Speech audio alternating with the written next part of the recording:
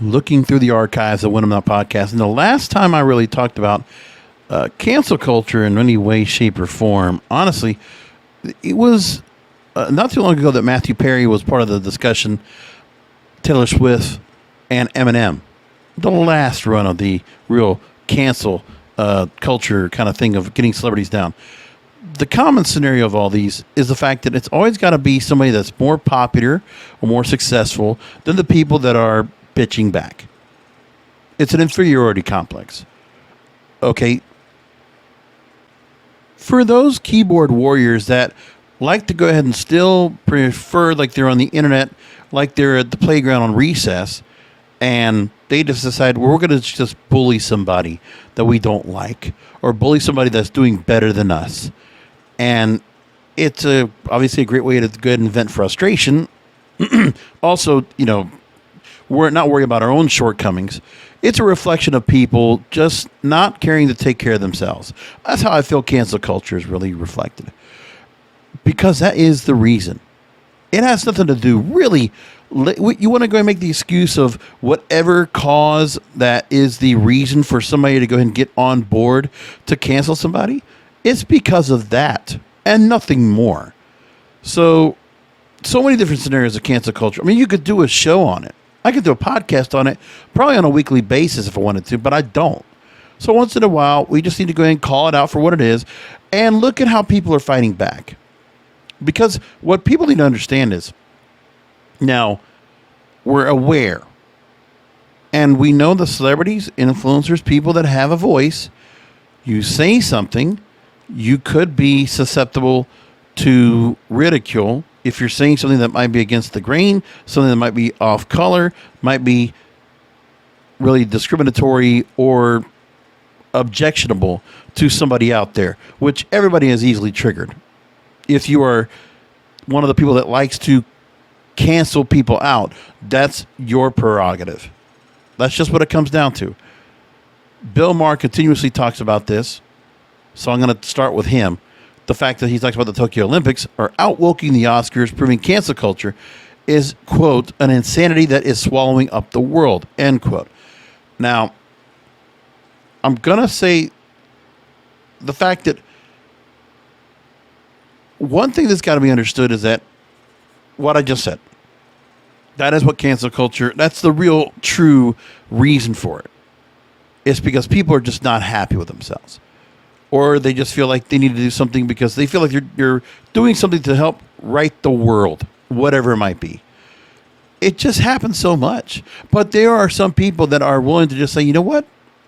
Fuck it. Why should I even let this bother me? Because I think some people are starting to say that, you know what? Cancel culture is the same as bad publicity, which we always heard bad publicity is good publicity. And so there's always people that are willing to go ahead and just open up, even though they realize what kind of backlash they're going to get. And the cancel culture crowd is going to come at you. Bill Maher got into his New Rules monologue on the last Real Time with Bill Maher on HBO and said, quote, please don't make the Olympics into the Oscars. Last April, he reminded the audience the theme of this year's Oscar show was, quote, we dare you to be entertained. Its producers, these gripes, seemed determined not to let the audience forget for a moment the injustices and deficiencies of the human condition. The Tokyo Summer Games, he said, have outdone Hollywood. And he also ridiculed various coverage, including surfing being an Olympic sport in Tokyo. And one of the reasons he says here is the fact that the Associated Press wrote that having surfing in the games exacerbates cultural appropriation and racial indignities. That's because non-Hawaiians have popularized the mainstream of sport with deep spiritual and communal healing for its original participants. And the article's headline described the competition as a whitewashed event. Okay.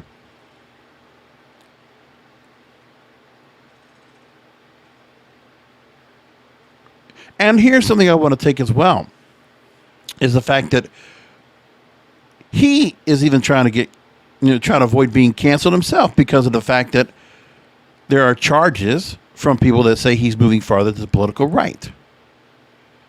Quote, a place that Deadline.com calls the spectrum given to reflexively denouncing cancel culture. And Bill Maher said, quote, "My politics have not changed, but I am reacting to politics that have." And the news coming out of the Olympics is yet another example of how the woke invert the very thing that used to make liberals liberals. Snitches and bitches. That's not being liberal. That's a good way to put it, Bill.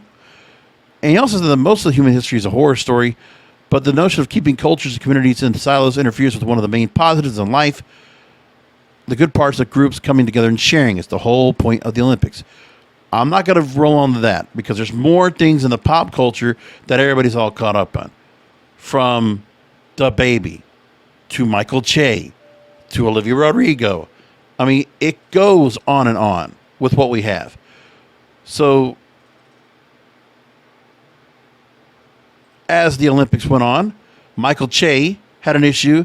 Well, he had a thing where he decided to make a couple jokes on Simone Biles, who decided to go ahead and bow out and withdraw herself from, the single and team competitions of the gymnastics final in the Olympics.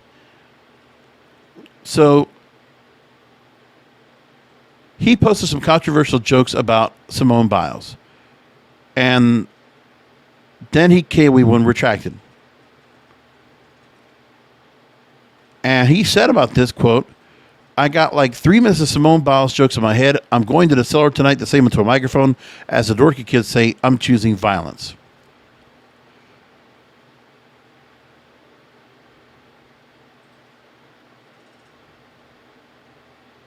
So some of the jokes he said was, Larry Nassar understands Simone Biles better than anyone. He too had to quit what he loved at the pinnacle of his career because of mounting pressure. Okay. Next. Okay, so I am shivering while typing this, but you are encouraging me. Who said black don't crack? Okay. Next. Well, that's probably a couple other ones, but I can't find what else he said. So that's what he had in his mind. And because of that, it obviously got some things going back. And then people decided to go ahead and start canceling him out. You get someone like on Twitter, I'm not going to mention names, but we have NBC's on or SNL's on hiatus, but doesn't Michael Che have an HBO deal too? It'd be a great time to act on all the big talk, listen to black women, and drop that talent-free wastrel who constantly maligns us. We have receipts for years, but this latest sentence is inexcusable. Another person said that he uses the same IG font as his hacker. And, people decided to go and go after him and attack. No surprise there. And let's go to the one that's really gotten the most out of all this. Let's go down the line of DaBaby, the infamous rapper that made some comments at the Rolling Loud Festival last week, and it's been going on nonstop. And everybody from Elton John to Madonna have all ripped him a new ass, including Dua Lipa, who he collabed with on the song Levitating, to which now the radio stations have stopped playing the song, the remix of the song. The Levitating is still being played, but the remix is being done. They're phasing out. But it was already going to get phased out, folks. Okay, so before you start going after that, just know that, okay? So on Sunday at the Rolling Loud Festival, he said to his audience to hold up their phones if they didn't show up today with HIV or AIDS, and if they were fellas who ain't sucking dick in the parking lot. And he referred to HIV and AIDS as them deadly sexually transmitted diseases that'll make you die in 2 to 3 weeks, which is not only false. Actually, that's what the writer says here in this Slate article. It's not only false, but feeds into dangerous and outdated myths about the virus and the disease. Spreading that misinformation during a concert, even as attention-baiting trollery, can be fairly described as homophobic. Then he gets attacked because he brought on rapper Tory Lanez, who apparently had shot Megan Thee Stallion, the rap superstar, and all that going on. Just adding on to injury. Right. And then, of course, we also had the word DaBaby's already had his run of things going on where he's made some comments and he's done some things himself criminally that have not helped him out. March 2020, during a concert, he slapped a female fan who was trying to film the show with her phone. And the rapper said he would have slapped the person for encroaching on its personal space, no matter if it were a man or woman. He also did a freestyle in which he called 18-year-old Nickelodeon star Joe Siwa a bitch, claimed he had no beef with the uber-positive ponytail teen, all over my end that critics couldn't properly comprehend his wordplay.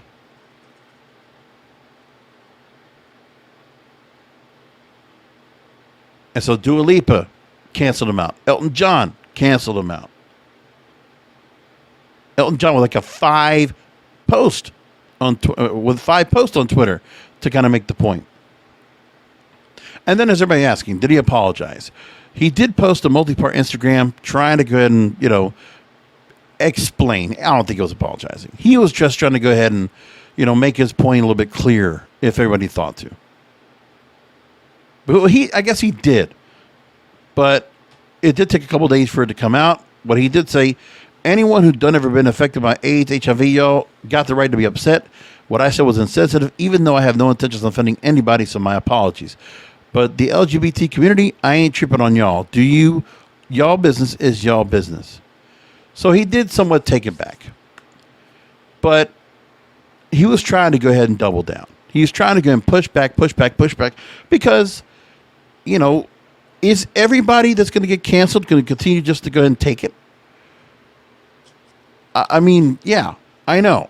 In Hollywood, in music, your fans, your stands, they're all going to get upset for something. Of course, you're not going to make everybody happy. That's just what it comes down to. And that's where we always have the same thing. Then there's the cancel culture part, because I don't want to talk about DaBaby all night. Then there's the Olivia Rodrigo part, which was another issue to go into this. Because they tried to go after her. BuzzFeed put out a story saying she was being accused for talking in a black accent and using her AAVE in resurfaced videos, and sparked mixed reactions. And I got to go back and look what that was, what AAVE. Because again, they're finding new names for everything. And they're just trying to find things about her to take her down. Because she got so big, so fast. Let's even take down the darling, the princess of pop of 2021, Olivia Rodrigo. Let's go and take her down a notch. Why not? So in that, she was using her AAVE as her African American Vernacular English. Okay. Says things like, I be trending and emotional as fuck, or AF, while y'all will also adopting contractions common in AAVE, such as y'all and IMA, and speaking to what referred to as a black accent. Y'all's a southern thing.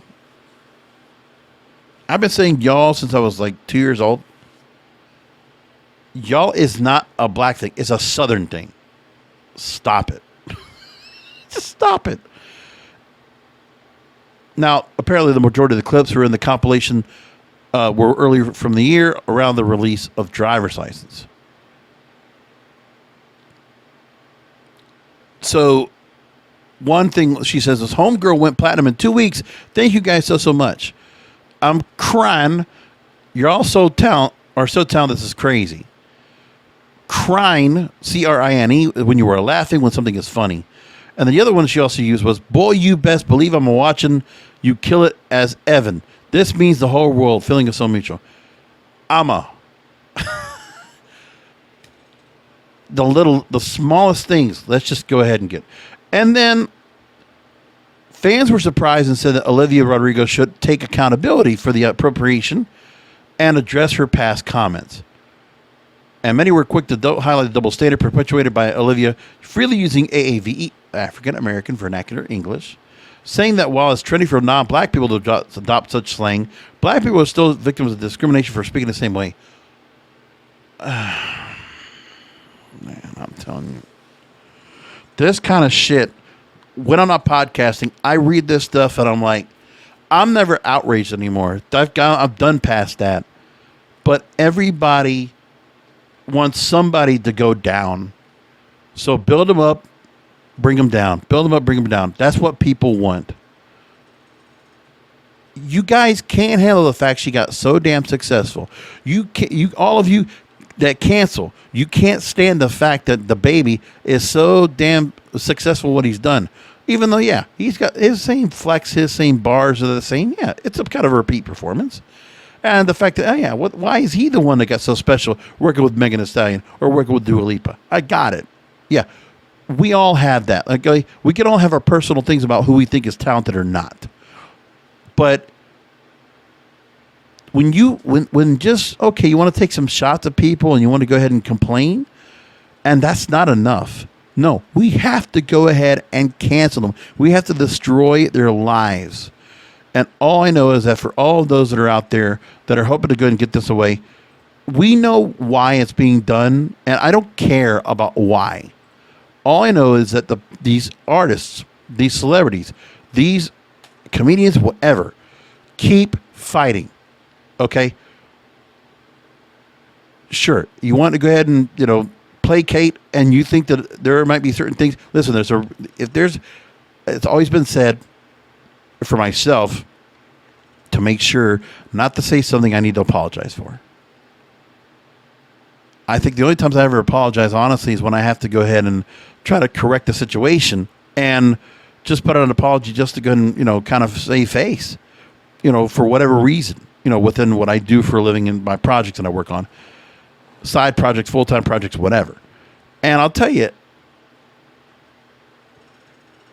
some people are going to go ahead and cross that line, but canceling them is not going to do. Listen, you want to go ahead and go back and reach out and try to explain and, get some people's ignorance and stubbornness and pig-headedness out and call them out on their shit, okay.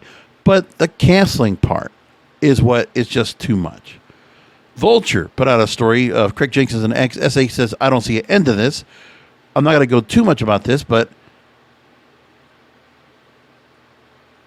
it was talking about LGBTQ hip-hop fans and artists. And the fact that